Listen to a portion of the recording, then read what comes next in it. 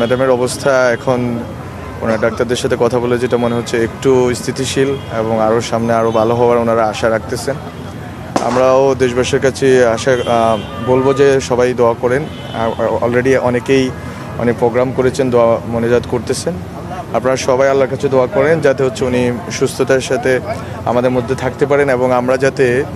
এই নির্বাচন থেকে শুরু করে পরবর্তী যে গণতান্ত্রিক রূপান্তর যেটা ঘটতেছে বাংলাদেশে, এই সময়টাতে যাতে ওনাকে পাই, উনি যাতে থাকেন, তাহলে হয়তো বাংলাদেশে একটা স্মুথ ট্রানজিশন হবে এবং উনি এটা দেখে যেতে পারবেন ওনার সেই ত্যাগ এবং ওনার যেই স্যাক্রিফাইস, সেটার ফসল উনি দেখে যেতে পারবেন যে একটা ডেমোক্রেটিক ট্রানজিশন হলে একটা নির্বাচন, যে নির্বাচনের জন্য উনি চেষ্টা করে গেছেন, নির্বাচনে একটা গণতান্ত্রিক রূপান্তর ঘটে গেলেও এটা উনি দেখে যেতে পারেন এবং বাংলাদেশ যেন একটা স্টেবল একটা কান্ট্রিতে রূপান্তরিত হয়। তো এই জায়গাগুলো থেকে আসা এবং আমরা এই কামনা করি এবং